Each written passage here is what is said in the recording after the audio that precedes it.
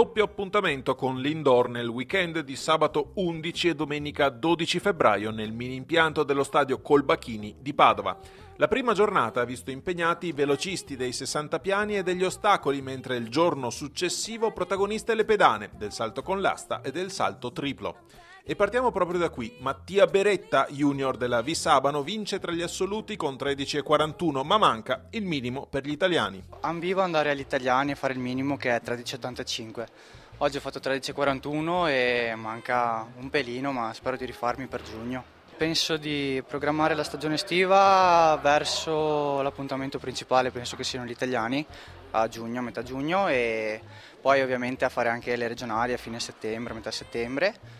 E basta, e poi a migliorarmi non solo in triplo ma anche a provare a migliorarmi in lungo e in peso.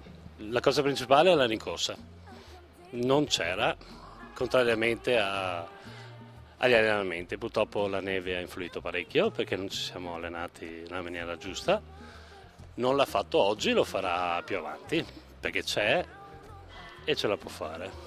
Il salto triplo si conferma disciplina ostica per gli atleti. Non si può di certo improvvisare, ma quando si riesce a padroneggiarne la tecnica dà molte soddisfazioni. Il bello è che facendola bene si va tanto distante perché si raggiungono misure molto, molto distanti.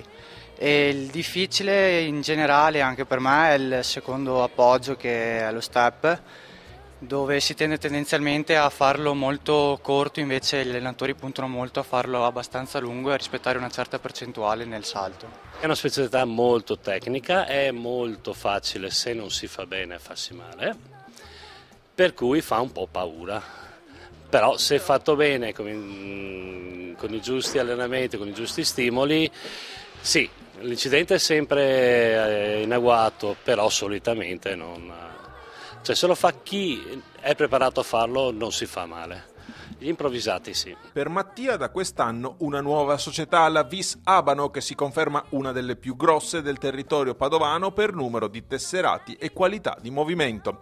Altra realtà, le Fiamme Oro, settore promozionale che da 2 o 3 anni sta trovando nuova linfa. Abbiamo creato un bel gruppo a livello giovanile con quasi 200 iscritti e tesserati, e cosa molto importante, chiunque può partecipare, può iscriversi ai nostri corsi, diciamo. Quindi abbiamo ragazzi dalla categoria esordienti alla categoria juniores e niente, quindi ci alleniamo tendenzialmente nella nostra pista di atletica, nella nostra pista all'interno del secondo reparto mobile di Padova, ma sfruttiamo anche la pista di atletica di Volta Barozzo, che è lì molto vicina, per poter fare gli allenamenti specifici soprattutto con i più grandi.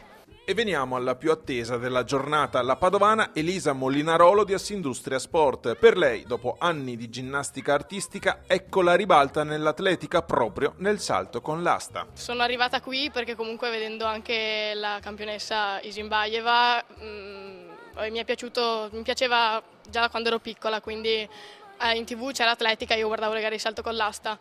Come tutte le ginnaste e tutti i ginnasti, il difficile è imparare a correre bene, a usare i piedi da atleta invece che da ginnasta.